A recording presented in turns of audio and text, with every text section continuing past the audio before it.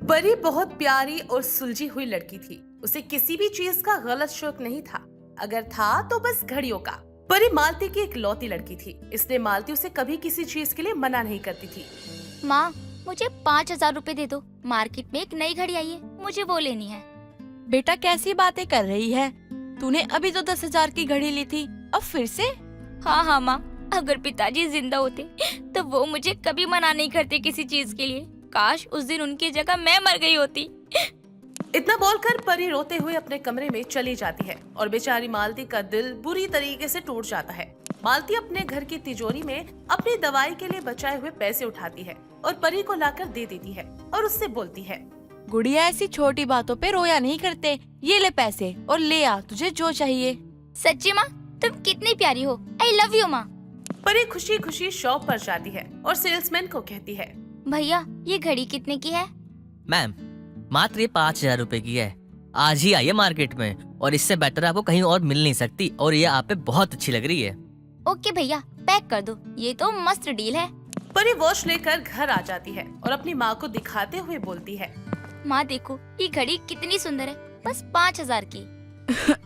तू खुश है ना बेटा? बस मुझे और कुछ नहीं चाहिए।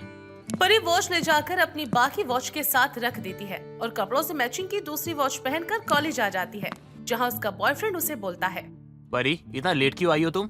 कहाँ थी तुम? जान, मेरी मम्मी ने मुझे आज एक नई घड़ी दिलवाई है, वो भी पूरे 5,000 की।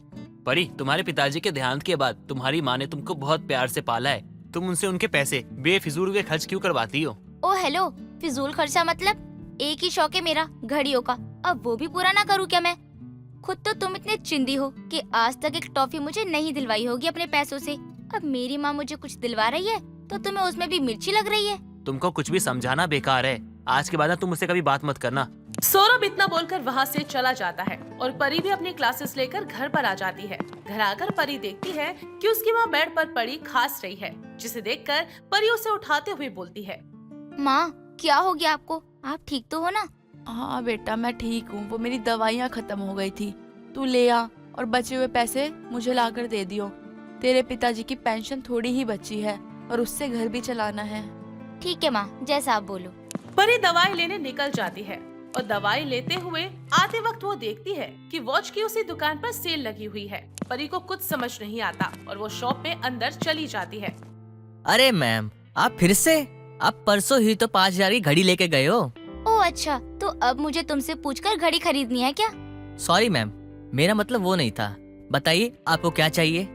अब क्या घड़ी की शॉप पर गोलगप्पे लेने आऊंगी क्या? जल्दी से सेल की अच्छी अच्छी घड़ी दिखाओ। परी बचे हुए पैसों से घड़ी खरीद लेती है और घर पर आ जाती है और अपनी माँ को दिखाते हुए कहती है, माँ देखो कितनी सुंदर घड़ी लाई हूँ मैं, वो भी सेल में से। परी मैंने तुझे मना किया था ना कि पैसे बर्बाद मत करियो, फिर भी तूने पैसे बर्बाद किए। माँ मैंने पैसे बर्बाद नहीं किए हैं, बल्कि महंगी घड़ी लाई हूँ, वो भी सेल से। बेटा पैसे बचाना सीख, ये सब बेफिजूल की खर्ची मत किया कर, नहीं तो हम सड़क पर आ जाएंगे। परी मालती के लाख समझाने पर भी उसकी नहीं सुनती और आए दिन घड़ियां खरीदती रहती। इसी कारण सौरभ ने भी उससे बात करनी बंद कर दी। ऐसे ही दिन बीतते हैं और एक दिन मालती चक्कर खाकर गिर जाती है और अपनी माँ को उठाती है और हॉस्पिटल लेकर जाती है, जहाँ डॉक्टर उसे देखकर बोलता है, अरे ये क्या हो गया इनको? डॉक्टर पता नहीं, माँ अचानक से बेहोश हो गई। पहले तो ठीक थी, अब पता नहीं इन्हें क्या हुआ। नहीं मिस परी, आप गलत है। आपकी माँ को पिछले 6 महीने से लंग्स की दिक्कत है। ये अपना इलाज करवाने यहीं आती थी। मैंने इन्हें कई बार बोला अपना ऑपरेशन करवा ले, पर ये है हर बार ये बोलकर टाल देती थी कि मेरी बेटी परी के लिए मुझे घड़ी लेनी है। लेकिन अगर अब अगले हफ्ते इन्होंने अपना ऑपरेशन नहीं करवाया तो बचाना बहुत मुश्किल होगा। डॉक्टर कितने पैसों की जरूरत है? ऑपरेशन के खर्चे में 10,000 रुपये लगेंगे। पूजा को डॉक्टर की बात सुनकर गहरा सदमा लगता है और उसे याद आता है कि उसने अपनी माँ को बोला था कि काश उसके पिता की जगह वो मर जाती, और इसी के साथ उसे वो सब पल याद आते हैं जब परी ने घड़ी पर फालतू पैसे बर्बाद किए थे। परी अपने हाथ की घड़ी उतारकर फेंक देती है और भागे भागे सौरभ के पास जाती है और उससे कहती है, सौरभ मुझे 10,000 रुपए की जरूरत है, प्लीज मुझे 10,000 रुपए दे दो। क्यों, क्या हुआ? मार्केट में कोई नई घड़ी आ गई क्या? नहीं, मेरी माँ बहुत बीमार है, उनके इलाज के लिए मुझे 10,000 रुपए की जरूरत है। वो कमला हॉस्पिटल में भर्ती हैं। ओह, सच में तुम्हारी माँ बीमार है क्या? हाँ, झूठ तो कम बोलो। कितना झूठ बोलोगी तुम? शर्म तो आती नहीं है तुम्हें? अच्छा एक बात बताओ, आज तक एक टॉफी तो दिलाई नहीं मैंने तुम्हें, और तुम्हें ये लगता है कि मैं तुम्हारी मदद करूंगा? झूठ ना किसी और को जाके बोलो जो तुम्हारी इन बातों में आ जाए। जाओ यहाँ से। सौरभ परी की बात पर यकीन नहीं करता और वहाँ से चला जाता है, जिसके बाद परी रोते हुए खुद से बोलती है, हे भगवान, अगर मैंने फालतू खर्चे ना किए होते तो आज मेरी माँ मेरे साथ होती। मुझे नहीं पता थी कि वक्त खरीदने के चक्कर में मेरा इतना बुरा वक्त आ जाएगा। पूजा रोते हुए सड़क से जा रही होती है कि तभी उसकी टक्कर सेल्समैन से हो जाती है, जिसके बाद परी को रोता देख सेल्समैन उससे पूछता है, मैम आप यहाँ क्या कर रही हो और आप रो क्यों रही हो? परी रोते हुए अपनी बात सेल्समैन को बताती है, जिसे सुनकर सेल्समैन कहता है, मैम मैं आपको पैसों की मदद तो नहीं कर सकता, पर आपको मैं एक सलाह जरूर दे सकता हूँ। प्लीज बताओ, मैं अपनी माँ के लिए कुछ कर सकती हूँ? मैम हमारी कंपनी पुरानी घड़ियाँ खरीदती भी है। अगर आप चाहें तो अपनी घड़ी को बेच सकती हैं, शायद आपको इससे कुछ मदद हो जाए। और हाँ, हमारे यहाँ एक सेल्स गर्ल की जरूरत है, अगर आप चाहें तो यहाँ काम कर सकती हैं। आपने तो मुझे मेरी जिंदगी दे दी, आपका बहुत बहुत शुक्रिया। इतना कहकर परी घर आ जाती है और अपनी सब घड़ियों को उठाकर बोलती है, तुम मेरे लिए जरूरी हो, पर मेरी माँ से ज्यादा नहीं। परी अपनी सब वॉच को ले जाती है और दुकान पर बेच देती है। इसी के साथ दुकान पर काम करना भी स्वीकार कर लेती है। परी जैसे तैसे पैसे लेकर हॉस्पिटल पहुंचती है, जहां उसकी मां का ऑपरेशन शुरू हो जाता है। सौरभ बाहर खड़ा होता है। सौरभ, तुम यहाँ कैसे? हाँ मैंने ही करवाई है सब कुछ। तुम्हारी माँ का ऑपरेशन मैंने करवाया है। तुम्हें क्या लगा ये सिर्फ तुम्हारी माँ है, मेरी माँ नहीं है क्या? मैं हमेशा तुम्हें डांटता था, समझाता था कि परी पैसों को बर्बाद मत करो, पैसे बहुत कीमती होते हैं, उन्हें ऐसे खर्चा नहीं करना चाहिए। तुम्हारी माँ कितना मुश्किल से तुम्हें पालती है, पोसती है, इसलिए मैंने सोचा ये क्यों ना अभी मौका है तुम्हें सबक सिखाने का, तुम्हें सबक सिखाओ। और मैंने तुम्हें गलती का एहसास करवाया, तुम्हें ये दिखाया कि पैसा क्या चीज है। तुम्हें ये दिखाया अगर तुम पैसों को अहमियत नहीं दोगी तो पैसा भी तुम्हें कभी अहमियत नहीं देगा, और जब तुम्हें जरूरत होगी तो कोई तुम्हारी मदद के लिए भी खड़ा नहीं होगा। और हाँ, तुम्हें क्या लगा मैंने तुम्हारा साथ छोड़ दिया था? मैं तुमसे बहुत प्यार करता हूँ और तुम्हें कभी छोड़ नहीं सकता। मैं जो भी भला बुरा जो भी कुछ कहता हूँ तुम्हें तुम्हारे भले के लिए कहता हूँ। और अब तो तुम्हारी माँ का ऑपरेशन भी हो चुका है, अब तो वो भी जल्दी होश में आ जाएंगी। उसके बाद उनसे हम बात करेंगे हमारी शादी की। और हाँ, शादी के बाद ना कभी गलती से भी ना वॉच का नाम मत लेना, क्योंकि मैं तुम्हें कोई वॉच नहीं दिलाने वाला, समझी तुम? परी सौरभ से माफी मांगती है और घड़ी बेचकर आए हुए पैसे सौरभ को दे देती है। कुछ देर बाद परी के माँ को होश आता है और परी मालती से माफी मांगती है, जिसके बाद परी घड़ी का शौक छोड़ देती है और घड़ी की दुकान पर काम करने लगती है। जिसके बाद परी समझ जाती है कि शौक और पागलपन में फर्क होता है। शारदा अपने कमरे में आराम से बैठी हुई थी। तभी उसकी बहू निहारिका हाथ में चाय लेकर आती है और अपनी सास को चाय देते हुए निहारिका कहती है, लो माँ जी, चाय पी लो, तब तक मैं आपके पैर दबा देती हूँ। पता नहीं कौन से अच्छे कर्म किए थे मैंने, जो मुझे तुझ जैसी इतनी अच्छी और संस्कारी बहू मिली है। मैं तुझ में कोई खोट निकालने भी लग जाऊँ ना, तो भी कोई कमी ना निकले तुझ में बहू। माँ जी, ये तो आपका नजरिया है, जो मुझे आप इतनी अच्छी और संस्कारी बताती हो। मैं तो वही सब करती हूँ जो मुझे मेरी माँ ने सिखाया है। और वैसे भी छोटों का फर्ज ही होता है अपने बड़ों की सेवा करना। सच में बहू, तू बहुत संस्कारी है। अब मेरी छोटी बहू भी तेरी ही तरह संस्कारी आ जाए, सच में मेरी तो आगे की जिंदगी ही संवर जाएगी। दोनों संस्कारी रहेंगी तो कोई कलेश भी नहीं होगा घर में। माँ जी, देवर जी, आप बीवी कैसी भी ले आओ, मुझे कोई परेशानी नहीं है। मैं अपनी देवरानी को अपनी छोटी बहन की तरह ही रखूंगी और उसे भी कोई कमी नहीं होने दूंगी घर में। मुझे अपनी छोटी बहू यानी तेरी ही परछाई चाहिए, जो घर को संवार के रखे और सबसे प्यार से रहे। शारदा अपनी बड़ी बहू को लेकर बहुत खुश थी, क्योंकि वो बहुत ही संस्कारी और सुलझी हुई थी। जो भी शारदा अपनी बहू से बोलती, निहारिका वो झटपट कर देती। कुछ दिनों बाद शारदा अपने छोटे बेटे दीपक के लिए भी एक लड़की देखती है, जो दिखने में काफी ज्यादा सुंदर थी। लड़की के घर वालों से बात करके शारदा अपने बेटे की शादी तय कर देती है। कुछ ही दिनों बाद शादी हो जाती है। शादी के बाद शारदा अपनी दूसरी बहू का घर में स्वागत करती है। जैसे ही शारदा की दूसरी बहू दीक्षा घर में आती है, अपनी जेठानी और सास से कहती है, माँ जी और मेरी जेठानी जी, आज ही मेरी शादी हुई है। पता नहीं क्या शादी का तामझाम है, इतनी रस्में कौन करवाता है। मैं तो थक गई, मेरा कमरा बता दो, मैं आराम करने जा रही हूँ, और वहीं खाना भी भिजवा देना। बहू, ये क्या है? अभी तो तू पूरी तरह से अपने ससुराल में नहीं आई और जुबान चला रही है। तू भी इस घर की बहू है, तुझे ज्यादा भूख लग रही है तो खुद जाकर बना ले खाना, हुक्म किस पर चला रही है? माँ जी, मेरी माँ ने तो यही कहा था कि मैं शादी कर लूँ, फिर जो भी करना हो अपने ससुराल में जाकर करूँ। तो बस अब मैं अपने ससुराल में ही हूँ और जो मैं बोल रही हूँ वही होगा। आई समझ आपको? हे भगवान, निहारिका बहू देख रही है तो इस बिगड़ी बहू को जब शादी के लिए देखने गए थे तब कितनी संस्कारी लग रही थी और अब देखो कैसे अपने रंग दिखा रही है। माँ जी, मैंने कोई रंग नहीं दिखाए, मैं तो पहले भी ऐसी थी और अब भी ऐसी हूँ। माँ जी, क्या आप भी? देवरानी जी की आज ही शादी हुई है और शादी में थक गई होंगी, इसलिए ये सब बोल रही हैं। आराम करने दो, खुद ही ठीक हो जाएंगी। चलो देवरानी जी, मैं आपको आपके कमरे में लेकर चलती हूँ। इतना बोलकर निहारिका अपनी देवरानी को कमरे में लेकर जाती है। जब से दीक्षा शादी करके घर में आई थी, मानो घर में मायूसी से जंग छिड़ गई थी, क्योंकि दीक्षा को हर छोटी छोटी बातों से परेशानी होने लगती। ऐसे ही एक दिन निहारिका और दीक्षा दोनों रसोई में थी। निहारिका तो खाना बना रही थी, लेकिन वहीं खड़ी दीक्षा गाजर खाते हुए निहारिका से कहती है, जेठानी जी, आपको सासू माँ की गधा मजदूरी करते हुए कितने साल हो गए? क्या मतलब? अरे मतलब आपकी शादी को कितना टाइम हो गया है? क्योंकि जब से शादी हुई आप पति को पल्लू में बांधने की बजाय सास के पल्लू में बंध गई हो। क्या देवरानी जी, आप भी ना पता नहीं कैसे कैसे मजाक करती हो। हमारी शादी को 5 साल होने वाले हैं और माँ जी के पल्लू से नहीं बंधी हूँ मैं, बल्कि मुझे तो अच्छा लगता है काम करना। जेठानी जी, आप भी ना।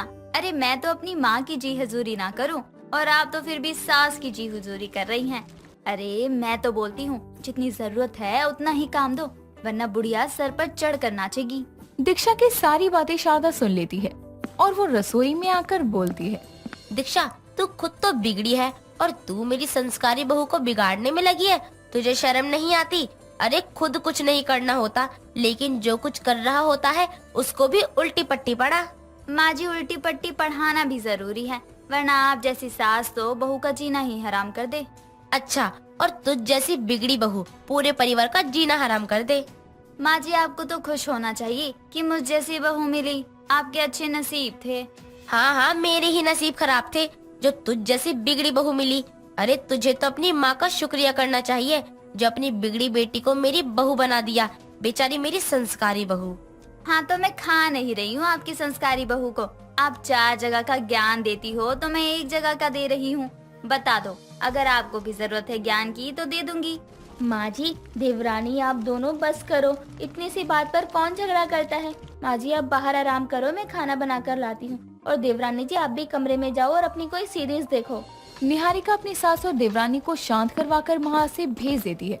शारदा तो परेशान हो चुकी थी। जहाँ आसपास के लोग उसकी संस्कारी बहू की तारीफ करते नहीं थकते थे, वहीं एक और हर जगह शारदा की बिगड़ी हुई बहू की बुराई करते। ऐसे ही कई दिन निकलते हैं। धीरे धीरे शारदा को आदत हो गई थी अपनी बिगड़ी हुई बहू की। एक दिन दीक्षा अपने घर के कमरे में बैठकर अपना हुक्का गुड़गुड़ा रही थी। दीक्षा के कमरे से आता धुआं देखकर वहां शारदा आती है और साथ में उसका बेटा अजय और निहारिका भी थे। जैसे ही दीक्षा के कमरे में वो जाते हैं तो हुक्का देखते हैं और सब हैरान थे। शारदा अपने सर पर हाथ रखते हुए कहती है, हे भगवान, बस यही देखना बचा था। अरे बिगड़ी बहू दी मैं एडजस्ट कर लेती, लेकिन इतनी ज्यादा बिगड़ी हुई बहू दे दी। अरे हुक्का कौन पीता है? शर्म अपनी हुक्के की धुएं में उड़ा दी क्या? माँ जी, आप क्या बकवास कर रही हैं? पहली बात तो किसी के भी कमरे में बिना नॉक किए हुए नहीं आते, और आप सब लोग तो ऐसे चौंक रहे हैं जैसे मैं हुक्का नहीं या इंसान को मारकर खा रही हूँ। दीक्षा, ये सब तुम्हारा शौक भले ही हो, लेकिन अब तुम्हारी शादी हो चुकी है और एक बहू को ये सब शोभा नहीं देता है। अच्छा, तो एक जेठ को शोभा देता है कि वो अपने भाई की बीवी के कमरे में आए? बहू, तुझे अपनी इज्जत का ख्याल नहीं है तो कोई बात नहीं, लेकिन हमारे बारे में भी तो कुछ सोच लिया कर। माँ जी, मैं अपने कमरे में ही तो हुक्का पी रही हूँ, इतनी क्या आफत हो गई? और जिसे दिक्कत है वो जा सकता है यहाँ से, मैं नहीं सुधरने वाली।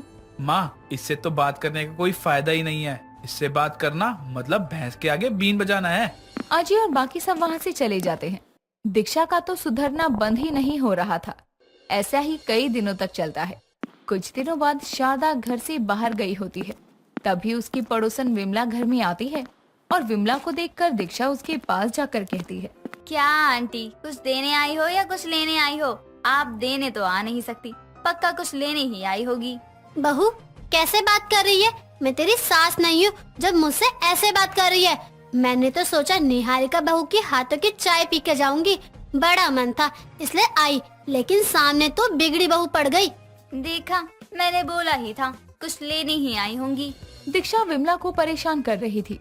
तभी वहाँ पर निहारिका आती है और कहती है, अरे आंटी जी आप आइए ना, बैठिए। देवरानी जी किसी को तो बख्श दो। आंटी जी आप बैठो, मैं चाय लेकर आती हूँ। और दीक्षा अब चुप ही रहना। मेरी जेठानी के संस्कारों का तो फायदा सभी उठा रहे हैं। दीक्षा यहाँ अपनी बातों से विमला को तंग किए जा रही थी और निहारिका के संस्कार विमला को वहाँ रुकने पर मजबूर कर रहे थे। विमला, दीक्षा और निहारिका साथ ही थे। तभी शारदा आती है और शारदा को देखकर विमला कहती है, शारदा, तेरी जिंदगी तो ऐसे ही निकलेगी। तेरी बिगड़ी बहू बचपन से ही बिगड़ी है, अब ये सुधरने वाली नहीं, और संस्कारी बहू का तो कोई जवाब ही नहीं है। मधु रसोई में आलू काट रही होती है। तभी उसका पति अनिल वहाँ आता है और मधु से कहता ये है, क्या? आलू की सब्जी? मैं नहीं खाने वाला हूँ, कुछ और बनाओ। अरे मैं दिन भर काम करता हूँ तो क्या मैं ये आलू की सब्जी खाऊंगा? एक काम करो, आज चाप बना दो, बहुत मन है मेरा। चाप तो घर में है नहीं, और अभी दुकान जाकर चाप लेकर आऊँ, इसमें तो काफी समय लग जाएगा ना। एक काम करती हूँ मैं कि अभी आलू की सब्जी बना देती हूँ, कल आपके लिए चाप बना दूंगी, ठीक है ना? तुम्हें एक बार में समझ नहीं आ रहा है? जो मैंने कहा है वही करो ना। और समय जाएगा से क्या मतलब है तुम्हें? और भी कुछ काम रहता है क्या? बस एक ही तो काम होता है, उसमें भी तुम बहाने बना रही हो। मैं बहाने कहाँ बना रही हूँ? खाना बनाने के बाद मुझे बर्तन धोने हैं, घर भी साफ करना है। अब तुम मुझे अपने काम गिनवा रही हो? हर एक सुहागन का धर्म होता है कि वो बस अपने पति को खुश रखे, ना कि अपने पति के सर पर चढ़कर नाचे, समझे तुम? चलो अब जो बोला है वो करो। अनिल की बात सुनकर मधु को बहुत ज्यादा बुरा लगता है, लेकिन फिर भी वो चुपचाप अपने पति की बात मान लेती है। मधु चाप बनाने लगती है। कुछ ही देर बाद खाना बन जाता है और मधु अपनी सास जानकी और अपने पति के लिए खाना लगा देती है। दोनों खाना खा ही रहे होते हैं। जैसे ही अनिल मधु के हाथों से बनाया हुआ चाप खाता है, वहीं पर जोर से प्लेट फेंकता है और गुस्से में कहता है, ये क्या बनाया है? 2 पल का सुख नहीं दे सकती तुम? अरे जब कुछ काम आता नहीं है तो हर जगह ये क्यों बोलती रहती हो कि ये काम है वो काम है? इसे चाप कहते हैं? क्यों, क्या हुआ? आपको चाप पसंद नहीं आई क्या? मैंने तो आपकी पसंद को ध्यान में रखकर ही बनाई है। अच्छा, तो तुम्हारे कहने का क्या मतलब है कि मैं झूठ बोल रहा हूँ? तुम्हें तो मैं अभी बताता हूँ। अनिल बिना कुछ सोचे समझे मधु को जोर से थप्पड़ मारता है और वहाँ से चला जाता है। मधु वहीं बैठकर रोने लगती है और अपनी सास जानकी से कहती है, माँ जी, हमारा पति और पत्नी का रिश्ता तो बराबर का है ना, लेकिन फिर क्यों अनिल जी मुझे बार बार इस तरह से दबाते रहते हैं और आप भी कुछ नहीं बोलती हो उन्हें? बहू, ये एक पति और पत्नी की बीच की बात है।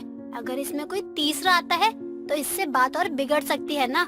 वैसे भी सुहागन का दर्द यही होता है कि वो अपने पति को खुश रखे, अपनी खुशी भूलकर। माँ जी, सुहागन का दर्द क्यों है? सुहागन की खुशी क्यों नहीं है? शादी एक पवित्र बंधन होता है, लेकिन अनिल जी का बर्ताव देखकर तो ऐसा लगता है कि इन्हें ये बंधन कभी जोड़ना ही नहीं था। बहू, भले ही कितने भी दुख दर्द हो, लेकिन सबको भुलाकर पति को खुश रखना ही हमारा कर्तव्य है। वैसे भी अगर पति खुश रहते हैं तो यही सुहागन का दर्द खुशी में बदल सकता है। मधु अपने पति के लिए सब कुछ करती थी, लेकिन अनिल को अपनी पत्नी की जरा भी कदर नहीं थी। अनिल छोटी छोटी बातों पर मधु पे हाथ उठा दिया करता। ऐसे ही कई दिन निकल जाते हैं। कुछ दिनों बाद मधु बाजार गई होती है सब्जी लेने। तभी मधु की नजर अपने पति पर पड़ती है, जो कि एक लड़की की कमर पर हाथ रखकर जा रहा था। ये देखकर मधु खुद से बात करते हुए कहती है, ये कौन सी लड़की है? और देखने से तो ये लग ही रहा है कि ये अनिल जी ही है। घर आएंगे तब बात करती हूँ कि ये लड़की कौन थी जिसकी कमर पर हाथ रखकर घूम रहे थे। मधु सब्जी लेकर घर चली जाती है और कुछ ही देर में अनिल भी घर आ जाता है। वो जानकी के साथ बैठा होता है।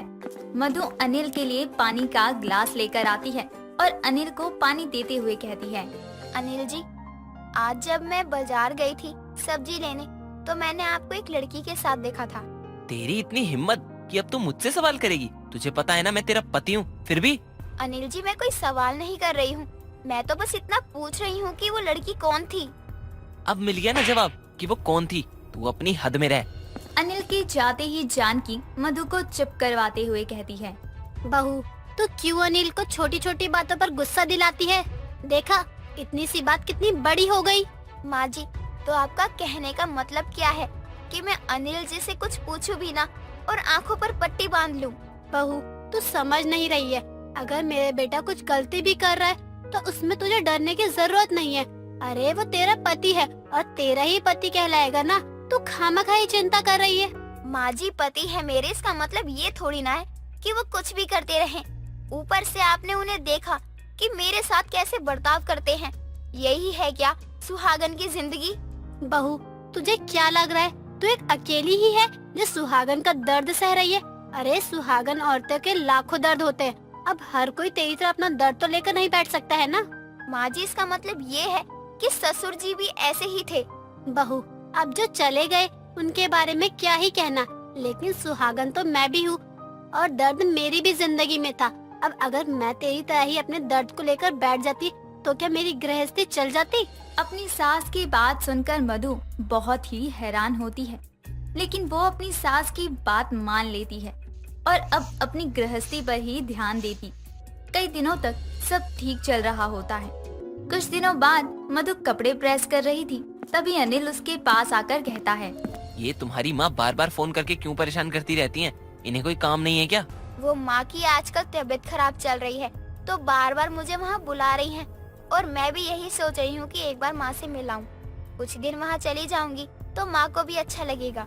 अच्छा, तुम अपनी माँ के घर जाओ, ऐश करो और यहाँ घर का काम मेरी माँ करे, यही बोलना चाहती हो ना तुम? कहीं जाने की जरूरत नहीं है तुम्हें, तुम यहीं पर रहोगी, समझी तुम? लेकिन माँ की काफी ज्यादा तबीयत खराब है, कुछ पता नहीं है कि वो कब तक रहेंगी। अब ऐसे में अपनी बेटी से मिलना चाहती हैं, तो आप मना मत करो ना। अच्छा चलो, इतना बोल रही हो तुम तो चली जाओ अपनी माँ के घर, लेकिन बस एक दिन के लिए। सुबह जाना और शाम तक वापस अपने घर, ठीक है ना? अब इससे ज्यादा कोई उम्मीद मत लगाना तुम मुझसे। अनिल मधु को अपनी माँ के घर जाने के लिए कह देता है। अगले दिन मधु अपनी माँ के घर चली जाती है। वहाँ पर मधु काफी समय तक रुकती है और समय का कुछ पता ही नहीं चलता कि शाम से कब रात हो गई। इसलिए मधु को एक रात अपनी माँ के घर रुकना ही पड़ता है। अगली सुबह मधु जल्दी से उठकर अपने ससुराल जाती है। मधु अपने घर का दरवाजा खटखटाती है तो वहाँ एक लड़की मधु के नाइट सूट में आती है और दरवाजा खोलती है। पर आई लड़की को अपने घर में अपने ही कपड़ों में देखकर मधु चिल्लाते हुए कहती है, कौन हो तुम और यहाँ मेरे घर में क्या कर रही हो मेरे कपड़ों में? मधु की आवाज सुनकर वहाँ जानकी और अनिल आते हैं। जानकी मधु से कहती है, बहू बाहर मोहल्ले में क्यों तमाशा कर रही है? अंदर आजा, अंदर आकर बात कर। नहीं माँ जी, मेरे पीछे से ये क्या हो रहा है घर में और आप भी कुछ नहीं बोल रही हो। बहू जो भी बात है वो अंदर आकर बोल। देखना आसपास के लोग सब तुझे ही देख रहे हैं, ऐसे अच्छा थोड़ी लगता है। अपने घर की इज्जत को ऐसे सबके सामने नीलाम करना क्या अच्छा लगता है? चल अंदर आ। इतना बोलकर जानकी मधु को अंदर लेकर आती है। मधु जैसे ही अंदर आती है तो वो लड़की अनिल की तरफ देखते हुए कहती है, अनिल यही है तुम्हारी पत्नी जिसके बारे में तुमने मुझे बताया था? हाँ यही है। और मधु तुम तो कल शाम को आने वाली थी ना, फिर आज सुबह कैसे? मुझे आपकी काली करतूत देखने के लिए शायद भगवान ने मुझे आज भेजा। और माँ जी, आप इन सब में इनका साथ भी दे रही हो। दोनों माँ बेटे को शर्म नहीं आती है क्या? बहू कोई बात नहीं, इतनी भी बड़ी बात नहीं है जितनी तू बना रही है। अरे तू अनिल की सुहागन है, ना कि ये लड़की। तो कोई बात नहीं, तू समझौता क्यों नहीं कर लेती है? माँ जी, सुहागन का यही दर्द है ना, तो ठीक है, मैं खुद को इस दर्द से मुक्ति दे रही हूँ। अब मैं अनिल के साथ नहीं रह सकती। अरे जहाँ मुझे बोलने का हक नहीं, मेरे रहने ना रहने का फर्क ही नहीं है, मैं वहाँ क्यों इतने दर्द सहूँ? मैं अब नहीं रहने वाली हूँ इस घर में, मैं जा रही हूँ। इतना कहकर मधु वापस अपनी माँ के घर चली जाती है और खुद को सुहागन के दर्द से आजाद करती है। दोस्तों, अगर आपको ये कहानी पसंद आई तो इसे लाइक करें, शेयर करें और कमेंट करके बताएं कि कहानी में आपको सबसे अच्छा क्या लगा।